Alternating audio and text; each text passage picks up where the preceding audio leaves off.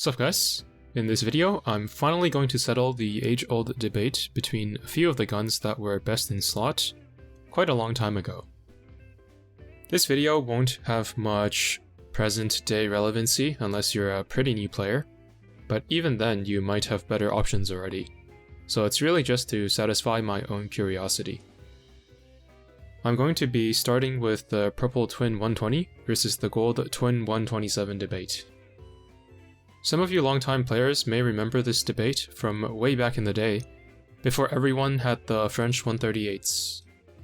This was really the first pedantic and pointless min-maxing discussion that made me realize there was more to the game than just DPS numbers, and sparked my interest in investigating further into the details. I was always on Team 120 by the way, aka the correct side, and if you were ever on Team 127, you were stupid, and probably still are stupid, and you should feel bad about yourself. Don't get it twisted, this isn't going to be an unbiased investigation, more so a retroactive dunk on Team 127, about 5 years later.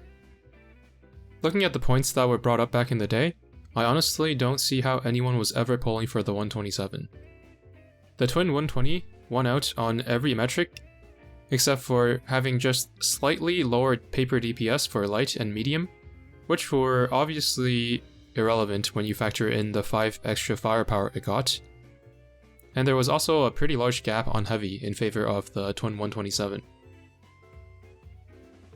Note that while the relative difference on heavy is large, heavy armor enemies were extremely rare back in the day, and you were never going to kill one with a destroyer gun. If for some reason you had to fight a heavy armor enemy, it was obviously a much better idea to use torpedoes and carriers instead of tickling them using destroyer HE ammo, so it should have never been part of the discussion. The twin 127 also had 5 more range, but its slower shell speed meant that its shells would fizzle out faster, often leading to shots that disappear before reaching the enemies, further decreasing its effective DPS. Even if you somehow managed to convince yourself that the two guns were indistinguishable in terms of performance, back in those days, upgrading costs actually mattered, and being a purple, the twin 120 was not only much cheaper to upgrade, but much easier to obtain, both by farming and from boxes.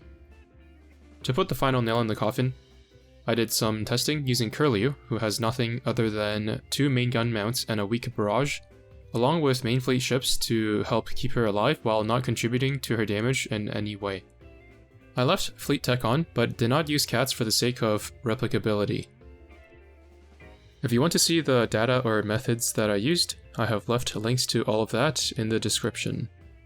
I have summarized my findings here, but the raw data is also available if you scroll down just a bit. With only 5 runs, I was able to reach a statistically significant sample size that very obviously showed that the twin 120 was stronger than the twin 127. The twin 120 was almost 8% stronger than the twin 127 just in terms of gun DPS against medium, which would obviously also apply to light armor since the difference is about the same.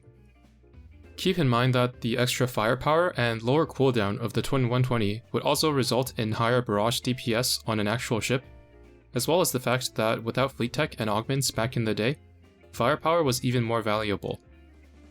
Now that we finally settled that debate, I wanted to see if all the pain and suffering I endured to farm those single 138s was worth it. And after 20 runs, it was still not enough to conclude that there was any actual difference between the two guns, since the p-value is still much greater than 5%.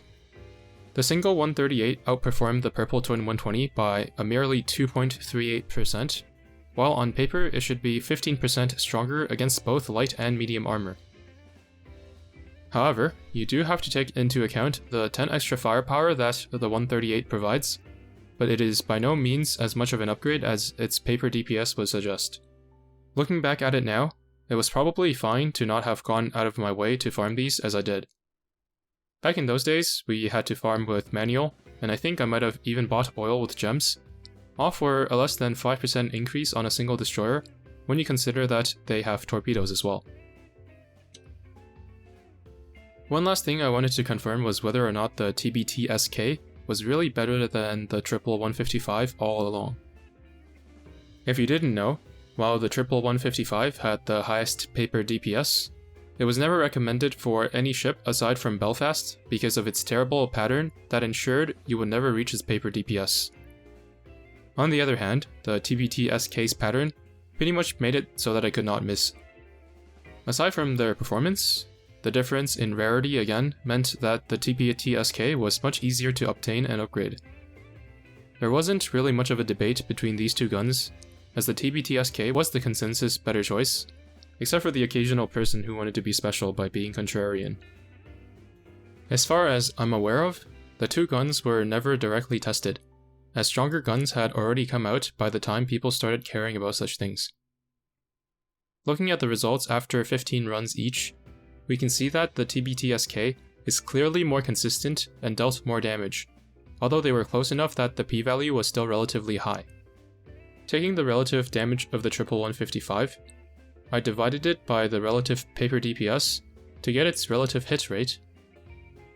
Then I applied the hit rate to its paper DPS against all armor types to see if it would be worth using against other armor types. Against light armor, it would actually win out. So if you use the triple 155 against a single target light armor enemy back in the day, you would have made the right choice. However, the TBTSK was stronger against both medium and heavy armor enemies. As I previously mentioned, heavy armor enemies were extremely rare back in the day, so heavy damage is quite irrelevant. The advantage on medium for the TBTSK is actually lower than the advantage for light of the triple 155, meaning that unless you were against mostly medium armor enemies, or could hit two enemies with the AP gun somewhat frequently, the triple 155 could have actually ended up being better, though not by too much. The advantage for the triple 155 could be even higher when taking its 20 extra firepower into account, but lower if considering torpedo-sourced damage as well. Seeing that the two guns are so close to each other, I would say that recommending the TBTSK was not the wrong choice when taking costs into account, but you were definitely not stupid for opting for the triple 155, as opposed to people who are willingly using the twin 127. So yeah, that's going to be it for this video. I don't know who's going to care about this other than me, but nonetheless I hope you enjoyed. Thanks for watching and see you in the next one.